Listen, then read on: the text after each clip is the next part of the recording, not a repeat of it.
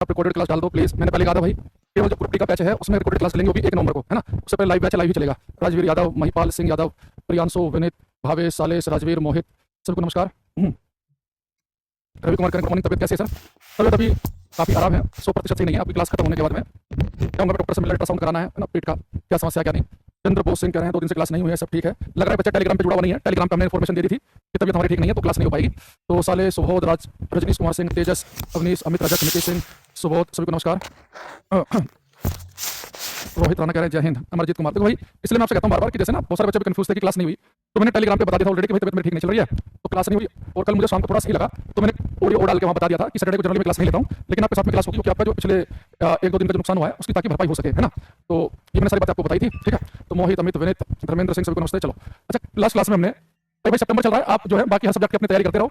तो जो हमारे पास में पुराने बैच हैं उनमें तो मुझे लग रहा है कि ऑलमोस्ट जो है 1 नंबर तक खत्म हो जाएगा, है ना सिलेबस। जिस बैच में नहीं हो पाएगा तो 17 नंबर से आपके पेपर है, दिसंबर तक चलेंगे, यानी कि आपको 1 महीना के आसपास मिलेगा। तब भी तो हम 1 नंबर को बाकी 1-2 चैप्टर जो कोई बचेगा तो उसकी जो क्लास है हम अपलोड करवा देंगे। तो आप 5-7 नंबर तक देख लोगे, 1 में 3 क्लास देख खत्म कर दोगे। रोज की रोज एक ही लाइन मत लिखना है क्लास में, क्लास अपलोड करा दो, लाइव जो बैचेज हैं लाइव ही चलेंगे, है ना। लेकिन वो मजबूरी में ही हम बहुत रेयर केस में उसमें वीडियो अपलोड करवा सकते हैं। तो वो आपको मैंने कहा कि 1 नंबर को आपको मिल जाएंगी क्लास, जो आप 1-2 चैप्टर बचेंगे आपने कर लेना, 4-5 नंबर तक खत्म, तभी बहुत दिन रहेंगे, बाकी तब तक और सब्जेक्ट कर लो, है ना। और अपना जो फिजिक्स और डेली लाइफ क्लास में आकर पढ़ो, क्योंकि क्लास करने से पेपर नहीं होता भाई, सीखने से पेपर होता है। और आप इतने सीरियस होते हो, इतना आप भावुक हो रहे हो, तो फॉर्म तो बहुत साल पहले, बहुत दिन पहले भरा गया था, अब तक तो आप 2 बार रिवीजन कर चुके होते, तो इसलिए थोड़ा सब्र रखो, है ना, हो जाएगा, ठीक है। चलो अब यहाँ पाएंगे बेटा, लास्ट क्लास में हम पावर की बात कर रहे थे। तो पावर को मैंने बताया था कि इसका एक बेसिक सा फॉर्मूला है पावर का। पावर का फॉर्मूला होता है कि कितनी एनर्जी कंज्यूम की जा रही है बटे कितने समय में। तो मैंने इसका फॉर्मूला लिखवाया था कि वैद्युत ऊर्जा के व्यय करने की दर, rate of consumption of energy. और पावर का मैंने बताया था कि इसकी एसआई यूनिट होती है वाट। इंडस्ट्री में इसकी यूनिट यूज करते हैं हॉर्स पावर। 1 हॉर्स पावर होता है 740 वाट के बराबर। इसके अलावा मैंने आपको बताया था कि 1 किलोवाट घंटा जो है वो एनर्जी की यूनिट है, 1 किलोवाट घंटा ना कि पावर की। तो 1 किलोवाट घंटा ये किसकी यूनिट है? एनर्जी की। कॉमर्शियल यूनिट है, वाणिज्यिक मात्रा किलोवाट घंटा। और मैंने कहा था कि अगर आप किलो का मतलब होता है 1000, अगर आप 1000 वाट का कोई बल्ब अपने घर में 1 घंटा खुला छोड़ देंगे, 1000 वाट का कोई बल्ब 1 घंटा खुला छोड़ देंगे तो 1 यूनिट बिजली का बिल आएगा। तो 1 किलोवाट घंटा को हम 1 यूनिट भी कहते हैं। इस तरह की बातें हम लास्ट क्लास में कर चुके हैं और मैं मान के चल रहा हूं कि आप लोग जो हैं वो लास्ट क्लास में आए थे। नहीं आए थे तो भाई फिर उसका कोई सोल्यूशन नहीं है ना। चलो जैसे 1-2 क्वेश्चन कर लेते हैं। अब ये क्वेश्चन आप कर पाओगे? ये पिछली क्लास का है ये, ठीक है भाई तेजस। इसमें लिखा है कि the commercial unit of energy, ऊर्जा की वाणिज्यिक इकाई क्या है बेटा? Commercial unit of energy, energy तो उससे क्या थी? किलोवाट घंटा। ये मैंने जानबूझ के लिया है कि यहाँ पेपर में जल्दीबाजी में वाट घंटा टिक लगा दो। तो एनर्जी की जो कॉमर्शियल यूनिट है वाट घंटा नहीं है, वो किलोवाट घंटा है। इस बात को ध्यान रखना है, किलोवाट घंटा, ठीक है। अच्छा दूसरी चीज, अब एक जो अगला क्वेश्चन आपको दिखा रहा हूँ ये देखो, यहाँ पे ये क्वेश्चन एक ऐसे भी आता है कि 1 kilowatt hour is a unit of. Kilowatt घंटा किसका इकाई है? तो किसकी इकाई है? एनर्जी की, ना कि पावर की। खाली वाट लिखा होता तो पावर, और किलोवाट घंटा पूरा लिखा है तो एनर्जी। अब आते हैं यहाँ पर, देखो अब मैं छोटा सा फॉर्मूला बताऊंगा, इसे याद कर लेना। इससे क्वेश्चन आपको मिलेगा पेपर में। मनीष कुमार, रोहित राणा, तेजस, ठीक है। इसने लिखा है कि एक बच्चा कह रहा है कि अभी भी आप सही नहीं लग रहे हैं। देखो बेटा 100% सही होने का वेट करेंगे फिर तो 10 दिन लग जाएंगे। इतना हम ठीक है कि क्लास में पढ़ा देंगे, बस थोड़ा सा सब्र रखना, ज्यादा कमेंट बाजी मत करना, ज्यादा मत बुलवाना। इसने कहा कि यदि 60 वाट का बल्ब प्रतिदिन 5 घंटे उपयोग किया जाए तो 30 दिन में कितनी यूनिट बिजली खर्च होगी? तो ऐसे क्वेश्चन आपने पहले भी देखे होंगे प्रीवियस ईयर में कि 200 वाट का बल्ब 5 घंटे डेली जलाएंगे तो कितने बिजली का बिल आएगा। जैसे यहाँ पे कह रहा है कि 60 वाट का बल्ब 5 घंटे डेली जलाएंगे 30 दिन तक तो कितनी यूनिट बिजली का बिल आएगा। मैं इसका छोटा सा फॉर्मूला बता रहा हूँ डायरेक्ट निकालने का, फिर 2-3 क्वेश्चन आपसे पूछूंगा। तो बेटा यूनिटों की संख्या निकालने का फॉर्मूला होता है number of units, number of units, यूनिटों की संख्या, यूनिटों की संख्या, इसे हम लिखते हैं n से। तो यूनिटों की संख्या का फॉर्मूला होता है, इसे शायरी की तरह याद कर लो, वाट गुना घंटे बटे 1000, वाट गुना घंटे बटे 1000। तो यूनिटों की संख्या का फॉर्मूला होता है वाट गुना घंटे बटे 1000। बस याद करके आपका काम हो गया। बेटा कितने वाट का बल्ब है? 60 वाट का बल्ब है, तो वाट हो गया 60। कितने घंटे चला रहे हैं? डेली 5 घंटे। लेकिन बेटा ये 30 दिन तक चलाने हैं तो टोटल घंटे कितने बन जाएंगे? 5 गुना 30 यानी कि 150 घंटे बन जाएंगे। ये जो याद रखना, घंटे में टोटल घंटे हैं तो कितने घंटे चला रहे हैं? 5 घंटे, 30 दिन तक, फिर 150 घंटे बनेंगे। नीचे लिखा हुआ है 1000, सब सोल्व कर लो। 1 0 से 0 गया, 1 0 से 0 गया, 5 दूनी 10, 2 4 2 3 6, 3 3 9। तो सोल्व करेंगे तो नंबर ऑफ यूनिट आ जाएंगे 9। तो जिन बच्चों का आंसर इसका आया है 9 यानी कि बी ऑप्शन, उनका एकदम सही है। अब मैंने आपको फॉर्मूला बता दिया है, अगले में 2-3 क्वेश्चन आपसे पूछूंगा, आपको ये करने हैं। देखो इसमें प्रेक्षित चौहान ने गलत कर दिया क्वेश्चन, ये चंद्र बोस भी 6 बता रहे हैं। बेटा वाट गुना घंटे बटे 1000 करो तो 60 वाट का बल्ब है, 5 घंटे जलाएंगे 30 दिन तक, 1000 से भाग करेंगे। इतना गणित चौथी क्लास का बच्चा ठीक कर देगा। तो लेकिन मौका मैं आपको दे रहा हूँ, ये क्वेश्चन करो। कह रहा है कि एक सुरंग में 100 वाट क्षमता वाले 5 बल्ब लगातार 20 घंटे जलाए जाते हैं, बिजली का खर्च क्या होगा? 5 bulbs each of 100 watt capacity in a tunnel are illuminated continuously for 20 hours. बेटा 4 के बाद ये 20 लिखा, 20 घंटे। ये करो। रोहित राणा, निहाल सिंह, विवेक, अवधेश यादव जी लगातार आंसर दे रहे हैं। बेटा क्वेश्चन नंबर जो लिखो साथ में ना, एबीसीडी मत लिखो। प्रियांशु का सबसे पहला आंसर हमारे पास में आया इस क्वेश्चन का। बेटा उसने कहा कि बिजली का खर्च क्या होगा? 1 यूनिट आएगा 2 की 10 की 20। तो यूनिटों की संख्या निकालने का फॉर्मूला क्या होता है? वाट गुना घंटे बटे 1000। अब यहाँ पे देखना कि कितने वाट का बल्ब है। उसने कहा कि सुरंग में 100 वाट का बल्ब है, लेकिन याद रखना पे 5 बल्ब हैं तो टोटल वाट 500 बनेंगे। भाई वाट है तो टोटल वाट है, ये घंटे तो टोटल है। तो 100 वाट का बल्ब है लेकिन 5 बल्ब, टोटल वाट बन गए 500। कितने घंटे लगातार चला जा रहे हैं? 20 घंटे। नीचे लिखा हुआ है 1000। 3 0 से 3 0 गई, 5 दूनी 10 यानी कि नंबर ऑफ यूनिट आएंगे 10। तो जिन बच्चों का 10 आंसर आ रहा है यानी कि 10 यूनिट यानी कि सी ऑप्शन, उन सबका सही है। तो 1 यूनिट गलत है, 2 भी गलत है, आंसर कौन सा है? 10 इकाई या 10 यूनिट, तो हमारा आंसर सही है। तो कुछ क्वेश्चन आपको ऐसे डायरेक्ट मिलेंगे। एक मैं आपको थोड़ा सा एक क्वेश्चन नहीं करो, एक अगला क्वेश्चन और दिखाऊंगा मैं। इसने कहा कि 100 वाट का बिजली का बल्ब 10 घंटे जलता है, 5 रुपए प्रति यूनिट की दर से विद्युत खर्च क्या होगा? तो बेटा कई बार वो खर्चा पूछता है और उसने आपको बता दिया कि 1 यूनिट 5 रुपए की है। जब आपको बता दे कि 1 यूनिट इतने रुपए की है, तो क्या करो? पहले यूनिटों की संख्या निकाल लो। अगर 1 यूनिट 5 रुपए की है, अगर 5 यूनिट आई तो 25 रुपए खर्चा होगा, 3 होगी तो 15 होगा, 2 होगी तो 10 होगा, 1 होगी तो 5 होगा। तो ये करो। प्रिंस, अमित, आरपी, विकास कुमार शर्मा, रोहित राणा, करते रहो भाई सभी। 1 यूनिट है 5 रुपए की, तो पहले यूनिटों की संख्या निकाल लो। जितने भी यूनिट आएंगे ना 5 से गुना कर देंगे। तो वाट गुना घंटे बटे 1000। तो 100 वाट का बिजली का बल्ब है, 10 घंटे डेली जला रहे हैं, 1000 से भाग किया तो यूनिट आई 1। तो नंबर ऑफ यूनिट आई बेटा 1, और 1 यूनिट कितने की है? 5 रुपए की, तो बिजली का बिल आएगा 5 रुपए। तो 70 का ए। मृदुल, मोहित, प्रियंका, निशाल, हंसराज, फाजिल, अमित वर्मा, बिल्कुल सही आंसर आ रहा है। रोहित राणा डी बता रहा है इसका पूरी क्लास में, इसका गलत है, बाकी का ठीक है। इससे गुणा भाग नहीं हो पा रहा है, इसने यूनिटों की संख्या 10 निकाल दी होगी। अरे यूनिट 1 आएगी निकल के 5 रुपए की, तो 5 रुपए आएगा। एक कह रहा है कि क्या जमाना है, क्या कमेंट चला गया, कुछ ऐसा कमेंट था कि क्या बढ़िया जमाना होगा कि 5 रुपए बिजली का बिल, बेटा 5 रुपए बिजली का बिल आया तो उसने बेचारे ने करा भी तो क्या, केवल 100 वाट का बल्ब 10 घंटे जलाया। अब क्या तुम केवल 100 वाट का बल्ब 10 घंटे पूरे महीने में 10 घंटे जलाओगे? 100 वाट के बल्ब कई जलाओगे और कई घंटे जलाओगे, पंखा भी चलाओगे, टीवी भी चलाओगे, फ्रिज भी चलाओगे, कूलर भी चलाओगे, तो बिजली का बिल तो आएगा ही, है ना। अच्छा कई बार तो मुझे भी लगता है जब हम छोटे थे तो 100 वाट के बल्ब घर में चलते थे हमारे, 100 वाट के, तो बिजली का बिल तब भी उतना नहीं आता था। अब क्या है कि एलईडी आ गई 8 वाट की, 6 वाट की, 10 वाट की, 12 वाट की, और बिजली का बिल ज्यादा आता है। तो उसकी वजह भी है कि पहले चलता तो बल्ब था घर में और पंखा चलता था, उसके अलावा चलता भी क्या था। आजकल हर घर में नॉर्मल से नॉर्मल घर में बल्ब, पंखा, टीवी, फ्रिज, ये 4-5 चीजें तो हो गई हैं। वॉशिंग मशीन भी ये मान के चलो कि 70-80% घरों में है ही। इसके अलावा हो सकता है कि और भी आपने कुछ ना कुछ तामझाम और ऐड रखे हो। सर्दियां तो गीजर चला रहे हैं, गर्मियां तो एसी चला रहे हैं, तो बिजली का बिल तो आएगा ही, है ना। और तुम सोचो कि सन 2000 में अगर बिजली का बिल 400 रुपए आ रहा था तो 2025 में 400 रुपए आएगा, तो वो संभव नहीं है। इन्फ्लेशन नाम की भी कोई चीज होती है। एक क्वेश्चन नहीं करना, लास्ट वैरायटी इस क्वेश्चन की है, ये करेंगे। क्वेश्चन नंबर 23 अच्छा क्वेश्चन है, इस तरह के क्वेश्चन में आसान है ये भी, लेकिन थोड़ा सा कंपैरेटिवली अच्छा है। ये करो।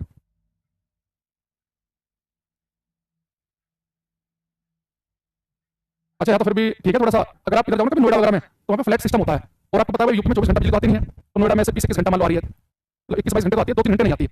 तो उस जब बिजली नहीं आती तो उन्होंने सोसाइटी वालों ने अपना बैकअप जनरेटर रखा है, उसमें वो 20-22 रुपए यूनिट लेते हैं बिजली के। तो वो जनरेटर से बिजली देते हैं, मैं सरकारी होगा तो 4-5-6 रुपए जो भी होगी तो है, लेकिन जो जनरेटर से वो देते हैं तो बहुत महंगी लेते हैं वो। एक रहेगी एक इलेक्ट्रिक हीटर की दर 2 किलोवाट है, ये क्या होता है किलोवाट, यानी कि किलो होता है 1000, यानी कि जो हीटर है वो 2000 वाट का है। ये बेटा किलोवाट घंटा नहीं लिखा है, ये क्या लिखा है कि 2 किलोवाट, तो 2 किलो यानी कि किलो होता है 1000, तो 2000 वाट का हीटर है। तेरा विद्युत ऊर्जा की लागत जो है 4 प्रति किलोवाट घंटा, तो बेटा किलोवाट घंटा का मतलब होता है यूनिट, यानी कि 1 यूनिट 4 रुपए की है। मैंने आपको बताया ना कि किलोवाट घंटा जो है ये 1 यूनिट को रिप्रेजेंट करता है, तो किलोवाट घंटा का मतलब है कि 4 रुपए की यूनिट है, तो कितना कॉस्ट आएगी अगर 3 घंटे जलाएं, तो 1 यूनिट है 4 रुपए की, तो यूनिटों की संख्या निकाल लो। तो यूनिटों की संख्या क्या होती है? वाट गुना घंटे बटे 1000। तो कितने वाट का हीटर है? 2 किलोवाट यानी कि 2000 वाट का हीटर है। कितना घंटा जलाना है? 3 घंटा जलाना है डेली। नीचे लिखा हुआ है 1000, तो 3 दूनी 6, तो एक तो टोटल यूनिट बनेगी 6, तो नंबर ऑफ यूनिट 6 बनती है। और अगर 1 यूनिट जो है 4 रुपए की हो तो 6 चौक 24, तो 24 रुपए बिजली का बिल आएगा। तो जिन बच्चों का इसका आंसर है बी, उनका एकदम सही आंसर है। तो स्वदेश कुमार ए बता रहे हैं गलत है इनका, रोहित राणा का सही है, मोहित बैरवा का भी सही है, निशाल कुमार का भी ठीक है, विनोद योगी, ये खाली क्वेश्चन का हाँ 24 सही आंसर है इनका, सालेश कुमार का भी, अवधेश का भी ठीक है। तो अब बेटा इसमें पावर पे हम आते हैं अलग। अब एक चीज देखना, ये जो मैंने आपको पावर का पिछली क्लास में फॉर्मूला बताया था वो बहुत ही जनरल फॉर्मूला था, वैद्युत ऊर्जा के व्यय खर्च करने की दर, rate of consumption of energy, तो कितना तेजी के साथ एनर्जी कंज्यूम कर रहे हैं वो पावर थी, ठीक है। अच्छा मैंने सांस चढ़ जा रहा है क्योंकि तबीयत ठीक नहीं ना लगातार बोलने से, तो मैं थोड़ा 5-7 सेकंड का गैप लेता हूँ।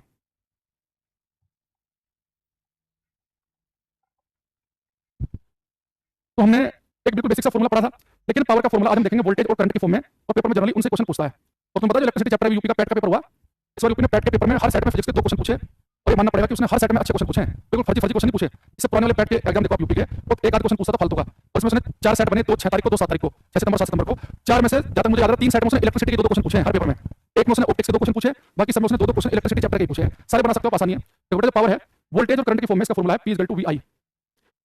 तो कोई इंस्ट्रूमेंट कितनी पावर खाएगा, वोल्टेज और करंट की मल्टीप्लाई कर देंगे तो भी आंसर आ जाएगा। तो पावर का फॉर्मूला है वोल्टेज करंट की फॉर्म में बहुत ही बेसिक फॉर्मूला VI, लेकिन यहाँ पर हम 2 फॉर्मूले और बनाएंगे।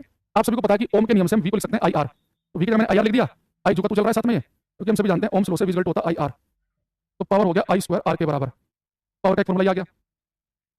अब देखो पहले आपने ओम के नियम से V के क्या लिख दिया, IR लिख दिया। अब एक काम करते हैं, ओम के नियम से I किसके बराबर होगा? V/R के, तो मैं V को लिखता हूं झुका तू, और इस I के नाम लिख देता हूं V/R, तो V की भी मल्टीप्लाई हो तो V² बनेगा, तो बेटा पावर का फॉर्मूला बनेगा V²/R। तो मेरे पास में पावर के 3 फॉर्मूले आ गए, तो अब यहाँ पे मैं साइड में लिख देता हूं, पावर का फॉर्मूला है VI, इन्हें बेटा रट लेना भी, काम क्या है तीनों, एक है I²R, एक है V²/R।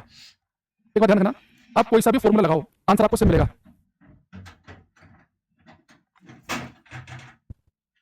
हर्षित कुमार कह रहे हैं सर कि हम टाइम पढ़ा दो, आपको दिखता नहीं हो, क्या लिख रहा है भाई हर्षित कुमार? आधे बच्चे तो कमेंट भी सही से नहीं लिख पाते हैं, पता नहीं क्या हिंदी इंग्लिश क्या लिखते हैं। अब मेरे पास पावर के 3 फॉर्मूले हैं, VI, I²R, V²/R। अब ये तीनों के तीनों फॉर्मूले में से कोई सा भी फॉर्मूला लगाओ, लेकिन आंसर आएगा सेम ही। लेकिन फिर भी कौन सा फॉर्मूला लगाना हमारे लिए ज्यादा बढ़िया रहेगा, ताकि हमें ज्यादा ना सोचना पड़े, डायरेक्ट आंसर आ जाए, ज्यादा तामझाम ना करना पड़े। तो बड़ा सिंपल सा है, अगर आपको क्वेश्चन में ध्यान सुनना, जब भी आप पावर का फॉर्मूला लगाओ, अपने आप से बात करना कि पावर के 3 फॉर्मूले हैं।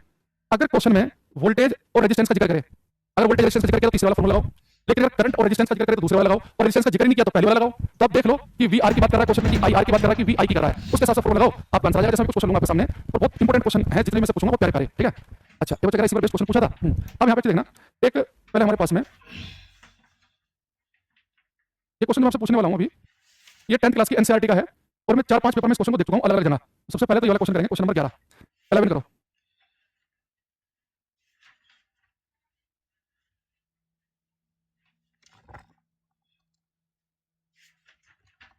सूरज का अगर वर्क डन दिया बेटा, वर्क डन और एनर्जी कंजम्पशन एक ही चीज होती है। प्रियंका रोशन का आंसर है हमारे पास, विकास यादव का। सबसे पहले इसने कहा कि इनमें से कौन सा एक वैद्युत शक्ति का प्रतिनिधित्व नहीं करता है। बेटा देखो, पावर के मैंने 3 फॉर्मूले बताए, उसमें वी आई भी है, आई स्क्वायर आर भी है, वी स्क्वायर बाई आर भी है, लेकिन आई आर स्क्वायर ऐसा कोई फॉर्मूला मैंने आपको बताया नहीं है। यानी पावर का फॉर्मूला नहीं बनेगा, ये मेरा आंसर है। उसने कहा कि इनमें से कौन सा पावर का फॉर्मूला नहीं है। जितेंद्र हंसराज, सोनू फैजिल, अमित वर्मा, शुभम तोमर, विकास कुमार शर्मा, रोली, रघुवेंद्र सिंह, हंसराज, वैष्णव, रोहित राणा, अमित राजपूत, केवल अमित, प्रतनेश, तेजस, बहुत बढ़िया, सबका ठीक है। अब बेटा ये तो क्या रखने वाला क्वेश्चन। अब जो अगला क्वेश्चन अगर आपने सही कर दिया तो मेरे दिल को तुमसे तसल्ली मिलेगी कि आप लोग थोड़ा सा बुद्धि का प्रयोग वाले क्वेश्चन भी कर पा रहे हैं।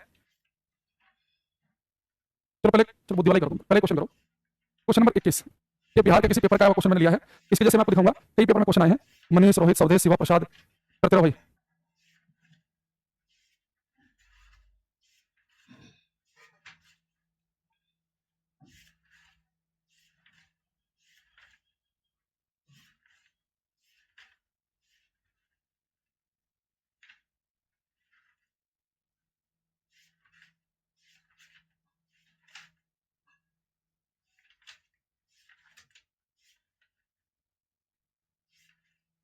कुछ आंसर हमारे पास में आ रहे हैं। जितेंद्र गलगोटिया, सूरज, रोशन, चंद्र सिंह, मोहित, परीक्षित, साहिल, अनिंदिता, विश्वास, रिंकी, सोनू, सिद्धार्थ, प्रभात, कुछ आंसर हैं हमारे पास। बेटा देखो, इसने कहा है कि यदि किसी स्थिर प्रतिरोधक के सिरों के बीच विभवांतर को आधा कर दिया जाए तो वैद्युत शक्ति हो जाएगी if the potential difference between the end of a fixed resistance half. तो बेटा कह रहा है कि पोटेंशियल डिफरेंस को हमने हाफ कर दिया, और रेजिस्टेंस वही का वही है, यानी कि एक तार है, उसके सिरे पे मान लो पहले आपने वी वोल्ट की बैटरी लगाई और फिर लगा दी V/2 की, तो कह रहा है कि रेजिस्टेंस वही का वही है। अगर वोल्टेज को हम आधा कर दें तो वैद्युत शक्ति कितनी हो जाएगी, इलेक्ट्रिक पावर क्या हो जाएगी। पावर के बेटा हमारे पास में 3 फॉर्मूले हैं, तो कौन सा फॉर्मूला लगाना ज्यादा आसान रहेगा। तो उसने यहाँ पे देखो किसका जिक्र किया, पावर के 3 फॉर्मूले हैं, V I, I square R और वी स्क्वायर बाई आर। इसका जिक्र किया उसने कहा कि रेजिस्टेंस तो फिक्स है और पोटेंशियल डिफरेंस यानी कि वोल्टेज कर दी आधी, यानी कि वी और आर का जिक्र कर रहा है। तो वी और आर का जिक्र कर रहा है कि तीसरा फॉर्मूला लगाना ज्यादा आसान रहेगा। तो पावर क्या हो जाएगी, वी स्क्वायर बाई आर।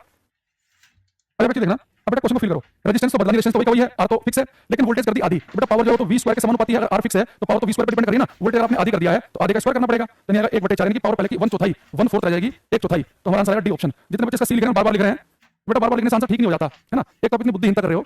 यहाँ पे लिखा है वी स्क्वायर बाई आर, तो वोल्टेज अगर आप आधी करेंगे, वोल्टेज आधी करने पे पावर 4 गुना कैसे हो सकती है, मूर्ख वजह से कर रहे हो। तो पावर होती है वी स्क्वायर बाई आर के बराबर, तो आर तो चेंज नहीं हो रहा, तो हमने क्या किया, वोल्टेज आधी कर दी, लेकिन यहाँ पे वी का स्क्वायर है तो आधे का स्क्वायर करेंगे तो 1/4 आएगा।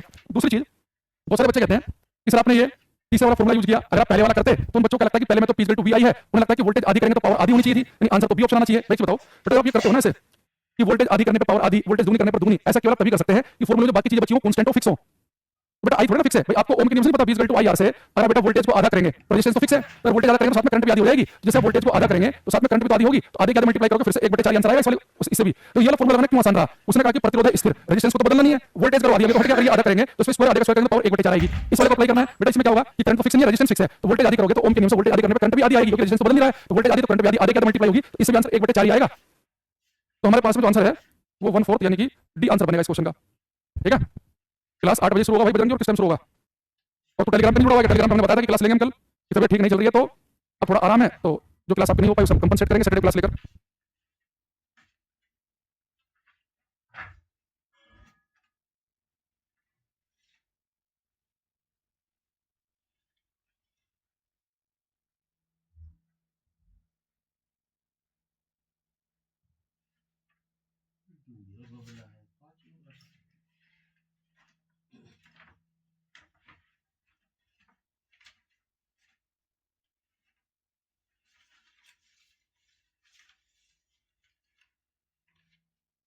तो अगर आप ये क्वेश्चन समझ पाए तो ये वाला क्वेश्चन करेंगे।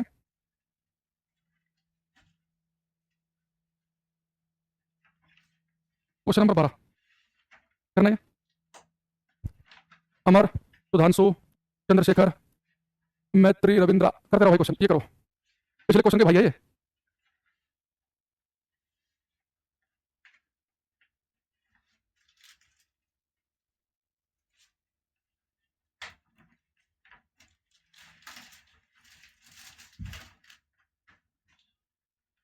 चलो गुड। प्रतीक का सबसे पहला आंसर आया हमारे पास में।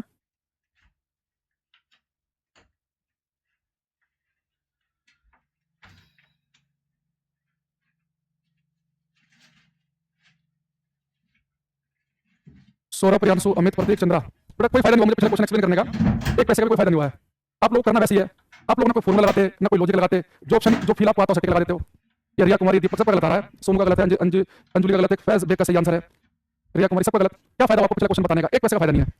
मुझे कई बार लगता है कि आपको इतनी मेहनत करनी चाहिए कि खाली सिलेबस कंप्लीट कराऊं मैं भी निकलूं। इसने कहा कि एक वैद्युत बल्ब का अनुमान 220 वोल्ट पे 100 वाट है, जब इसे 110 वोल्ट पर प्रचालित करेंगे तो उपयुक्त शक्ति कितनी होगी। बेटा देखो, जब इसे आपने 220 वोल्ट पे यूज किया तो कितनी पावर खा रहा है, 100 वाट की। तो जब इसे आप 220 वोल्ट पे यूज कर रहे हैं तो 100 वाट की पावर खा रहा है। अगर आप इसे 110 वोल्ट पे यूज करेंगे तो कितनी पावर खाएगा। तो आपने अपने आप से कैसे मान लिया कि जो वोल्टेज आधी करेंगे तो पावर भी आधी कर दे हो जाएगी। किसने कहा तुम्हारे से ऐसा, ये तुम्हें अपने अंदर से जो बढ़िया सा लगता है तुम उसको टिक लगा देते हो। एक चीज बताओ, आपके पास पावर के 3 फॉर्मूले हैं, तो पहले देखो कि पावर का कौन सा फॉर्मूला लगाना सही रहेगा। अब उसने कहा कि वोल्टेज पहले 220 यूज कर रहे थे, करनी है 110, यानी वोल्टेज आपने पहले से आधी यूज की है, वोल्टेज की पहले से आधी। तो बेटा बताओ, वही बल्ब जो है पहले आप 220 वोल्ट पे यूज कर रहे थे, उसी बल्ब को 110 पे यूज करोगे तो बल्ब का जो फिलामेंट है, उसका जो अंदर का जो तंतु है, फिलामेंट वो थोड़ी ना बदल रहा है, यानी रेजिस्टेंस तो वही रहेगा, सेम बल्ब है, उस पर पहले वोल्टेज 220 लगा रहे थे, 110 लगा रहे हैं, तो रेजिस्टेंस थोड़ी ना बदल गया। यानी कौन सा सही रहेगा लगाना, डी। तो पावर होती है v²r, भाई बल्ब वही का वही है, तो रेजिस्टेंस तो चेंज नहीं होगा उसका, लेकिन आपने वोल्टेज कर दी आधी। जब आप वोल्टेज 220 110 करेंगे, आधी करेंगे तो आधे का स्क्वायर 1/4, यानी पावर पहले से 1/4 यूज होगी, और 100 का 1/4 कितना होगा, 25। तो जो डी आंसर बताया उनका ठीक है, बाकी सभी तुक्केबाज हैं, पेपर में कुछ विशेष हो नहीं जाएगा भाई तुम्हारा ना। अभी पिछला क्वेश्चन जस्ट मैंने आपको क्या समझाया, पिछला क्वेश्चन ये तो था, पिछले क्वेश्चन में क्या कहा था उसने कि भाई अगर हम वोल्टेज को पहले से आधा कर दें तो कितनी पावर खर्च होगी। तो वहां पे आपने कैसे किया कि वोल्टेज हमने कर दी आधी और रेजिस्टेंस वहां पे सेम का सेम था, तो वोल्टेज हम आधी करते हैं तो पावर कितनी हो जा रही है, 1/4। इसी में उसने कह दिया वोल्टेज आधी डायरेक्ट करना, क्या उसने क्या बोल दिया कि 220 110 यूज करेंगे तो पावर कितनी होगी, पावर को आधा कर दे रहे हो। अपने घर में फॉर्मूला क्यों बना रहे हो तुम, हमने फॉर्मूला पढ़ाया तुम्हें ऐसा, हमने क्या बोला कि अगर रेजिस्टेंस चेंज ना हो रहा हो, प्रतिरोध वही का वही हो, तो वोल्टेज आधी करने पर पावर एक चौथाई रह जाती है, क्योंकि जब रेजिस्टेंस आप नहीं बदलते हैं तो पावर v² के समान पाती है। अगर आप ये वाला फॉर्मूला लगा रहे हैं p = vi, वोल्टेज आपने की 220 110 वोल्टेज आधी करेंगे तो ओम के नियम से i भी आधा हो जाएगा। भाई से लिख लो अपनी लैंग्वेज में, इसे लिख लेना यहां पर, फिक्स रेजिस्टेंस पर वोल्टेज आधी करने पर, वोल्टेज आधी करने पर इलेक्ट्रिक पावर 1/4 रह जाती है। बेटा वोल्टेज अगर आप आधी करेंगे तो वोल्टेज आधी करने पर पावर आ जाएगी, वैद्युत शक्ति रहेगी 1/4। तभी क्वेश्चन ऐसा है पेपर में कि वोल्टेज आधी और वोल्टेज आधी करने के बाद पावर के बारे में पूछे तो याद रखना पावर 1/4 रहेगी, पहले 100 वाट की थी तो 25 वाट की होगी। तो दोनों क्वेश्चन में देखो फर्क क्या है। तो फिर से एक और आ गया, तेरा p = vi से 50 वाट आ रहा है। आप सुनते क्यों नहीं भाई विवेक कुमार, ये कान बंद करने के लिए किसने कहा, कान में रूल लगा के नहीं पढ़ना है, खाली स्क्रीन देखनी है। कहां से आ रहा है p = vi से 50, वोल्टेज आधी कर देंगे पावर आधी कर रहा है, तो वोल्टेज आधी करने पावर आधी तब होगी ना, साथ में करंट भी फिक्स रहे। वोल्टेज आधी करेगा तो करंट सेम की सेम रहेगी क्या, v = ir से करंट पता तुझे, v = ir से और वोल्टेज आधी करेगा तो साथ में करंट भी आधी होगी, रेजिस्टेंस तो बदल नहीं रहा है, बल्ब तो वही का वही है। जब तो ऐसा काम करता है कि याद होने पे याद है, ये दोनों होने पे दूना, तो फॉर्मूले में बाकी चीजें बदलनी नहीं चाहिए। लेकिन जब तो वोल्टेज आधी करेगा तो ओम के नियम से पता है कि जितने गुना वोल्टेज करते हैं करंट भी उतनी गुना हो जाती है। ओम का नियम नहीं तो बताया था मैं कि यार एक फिक्स तार ले लें हम, वोल्टेज अगर 4 गुना करेंगे तो करंट 4 गुना, वोल्टेज आधी करेंगे तो करंट आधी, तो वोल्टेज जब तो आधी करेगा तो साथ में करंट भी आधी होगी, तो हाफ की हाफ मल्टीप्लाई होगी तो एक चौथाई रह जाएगा। कह जी v = i से 50 आ रहा है, एक कह रहा कि r कहां कांस्टेंट है, जब बल्ब नहीं बदलोगे तो r कांस्टेंट नहीं रहेगा। कह जी r कहां कांस्टेंट है, तो प्रसाद अरे तेरे घर में एक बल्ब है, उस बल्ब पे पहले तूने बैटरी लगाई 220 वोल्ट की, उसी बल्ब पे 110 की जाके बैटरी लगा रहा है, जब बल्ब ही नहीं बदल रहा तो रेजिस्टेंस कहां से बदल जाएगा। ये सब पता कहां गलती होती है, जो हमारे बेसिक कांसेप्ट में गलती है ना वहां पे गलती होती है। बच्चों को बताया नहीं टीचर ने, या उसने पढ़ाई नहीं है कि मान लो यहाँ पे फॉर्मूला x = pd, तो अगर आप ये कह रहे हैं कि x और p समानुपाती हैं, यानी कि p डबल तो x डबल, p आधा तो x ज्यादा, ये तब होता है बेटा, ये दोनों समानुपाती तब होते हैं कि फॉर्मूले में बाकी चीजें वो ना बदले, वो कांस्टेंट हो, ऐसा तो होता है। ठीक है, तो वोल्टेज जब आप आधी करोगे तो साथ में करंट भी आधी हो जाएगी ओम के नियम से, तो इस वाले फॉर्मूले से करेंगे तब भी 1/4 ही आंसर आएगा। ठीक है,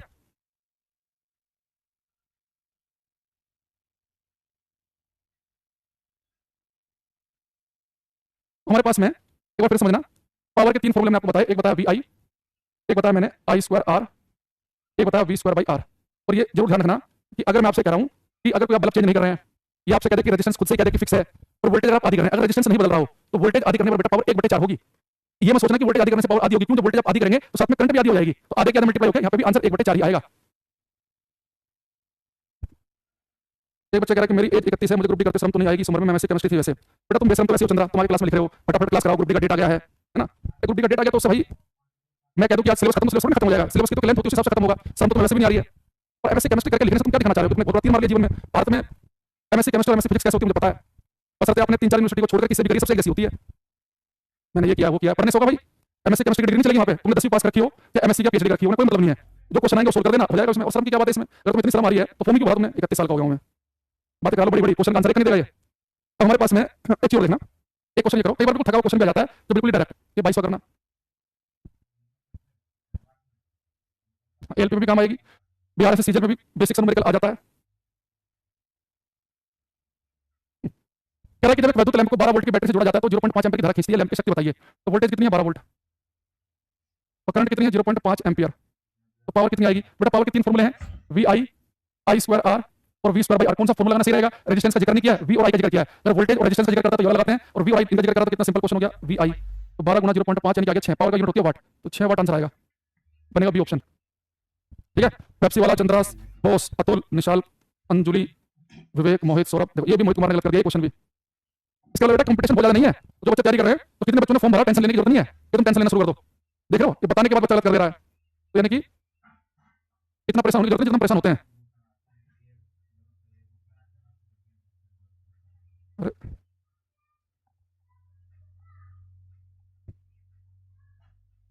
कहाँ चला गया, मैं आपको बता रहा था। देखो एक बेटा इसमें एक फिक्स टाइप का क्वेश्चन और है, वो देखना। जैसे कई बार आपसे कहेगा पेपर में कि एक बल्ब है, ठीक है, बल्ब से मजा नहीं आ रहा, टेक्नोलॉजी का यूज करते हैं थोड़ा सा। बेटा हमारे पास में एक बल्ब है, ठीक है, मजा आ रहा है इसमें, और वो कहेगा कि एक बल्ब है हमारे पास में और इस बल्ब के ऊपर रेटेड लिखा हुआ है, रेटेड का इसके ऊपर लिखा हुआ है कि ये बल्ब जो है 220 वोल्ट 100 वाट।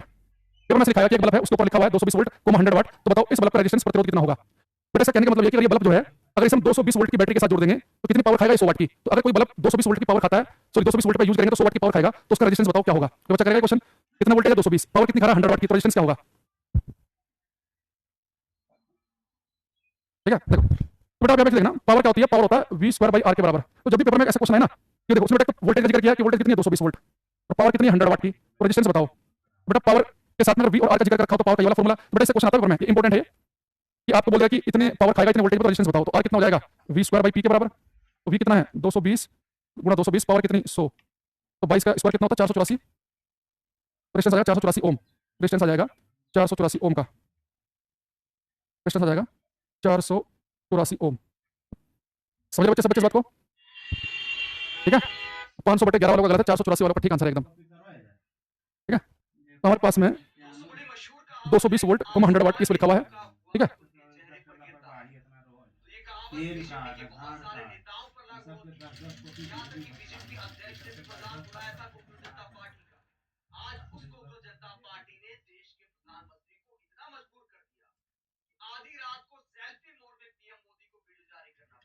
बेटा दो वैरायटी इसमें और देखेंगे हम।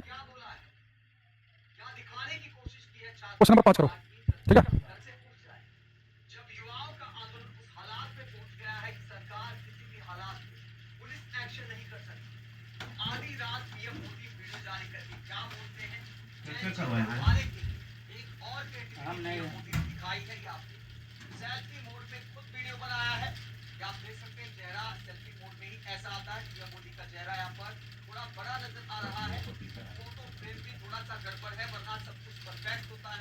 सर किसी वालों की जितनी रेटिंग होती है उतनी पावर खाता है कम।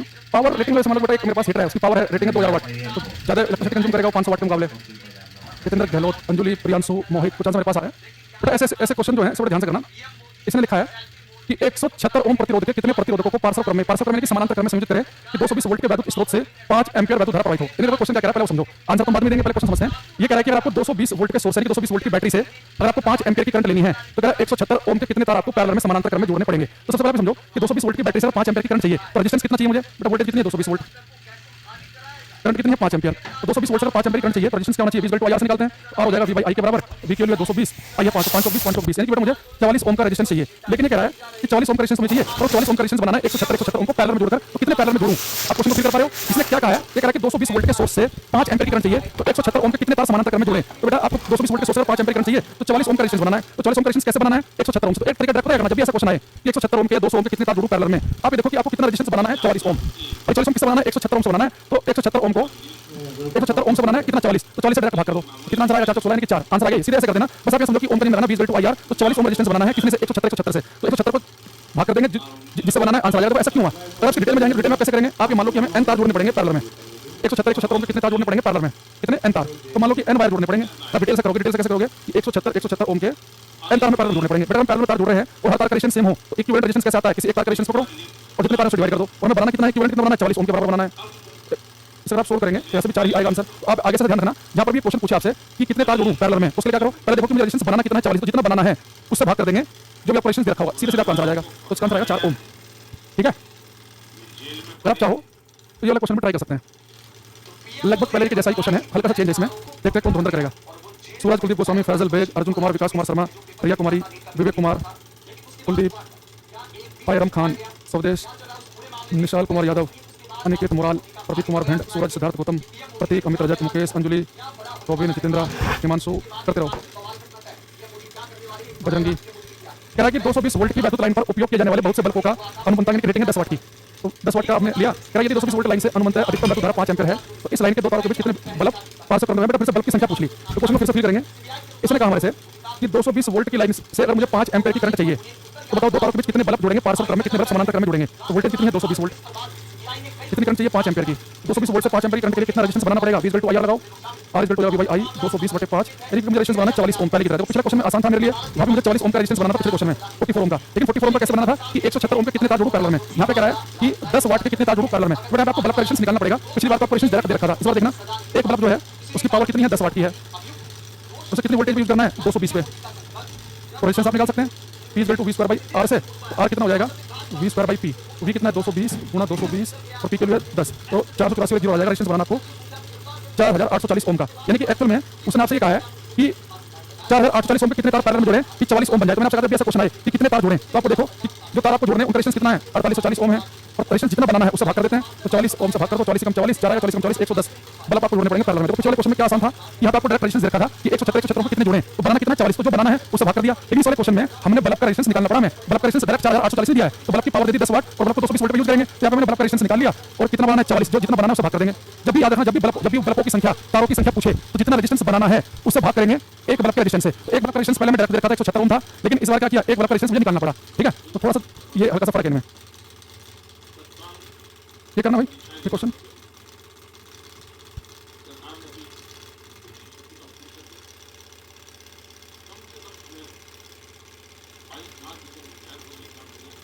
इसने कहा कि एक इलेक्ट्रिक हीटर में किसी सोर्स से 4 एम्पीयर की धारा प्रवाहित होती है और उसका विभवांतर 60 वाट है। यदि विभवांतर बढ़ाकर 165 वाट कर दिया जाए तो धारा कितनी होगी। तो बेटा कितने करंट पास करिए 4 एम्पीयर की। क्या वोल्टेज अगर 60 से 165 कर देंगे तो धारा क्या होगी। तो हमें ओम के नियम से पता है कि जितने गुना भाई देखो हीटर तो वही है, हीटर तो बदल नहीं रहा है। वो हीटर जो है पहले 60 वाट लगाया अब 165 वाट लगा दिया तो हीटर रेजिस्टेंस बदल गया, हीटर तो वही है। तो ओम के नियम से पता है जितने गुना वोल्टेज करेंगे करंट उतनी गुना हो जाएगी। तो वोल्टेज कितनी कर दी 60 वाट की कर दी 165 वाट। तो वोल्टेज कितनी गुना कर दी 165/60 तो जितने गुना वोल्टेज करेंगे करंट भी उतनी गुना हो जाएगी। तो करंट कितनी थी 4 एम्पीयर तो 4 कितने गुना हो जाएगी 165/60 तो 4 से भाग करेंगे तो 15 आएगा, 15 कम 15 15 कम 15 तो 11 एम्पीयर करंट आएगी। तो बयान से बन जाएगा जितने गुना वोल्टेज उतने गुना करंट। तो यही क्वेश्चन है सिंपल ऐसे बोलता कि वोल्टेज 60 की कर दी 120 तो बहुत सारे बच्चे एकदम कर लेते कि वोल्टेज 60 से 120 की दुगनी की तो करंट 4 से 8 एम्पीयर आराम से कर लेते। वोल्टेज 60 से कर दी 180 3 गुना तो 12 गुना कर देते। लेकिन यहाँ पे डायरेक्ट आपको गुना नहीं दिखाई दे रहा। तो 60 से की 165 तो कितने गुना की 165/60 गुना तो जितने गुना वोल्टेज होगी करंट उतने गुना होगी तो करंट भी 165/60 गुना हो जाएगी। पहले कितनी थी 4 तो 4 का 165/60 निकालेंगे तो 11 गुना आ गया।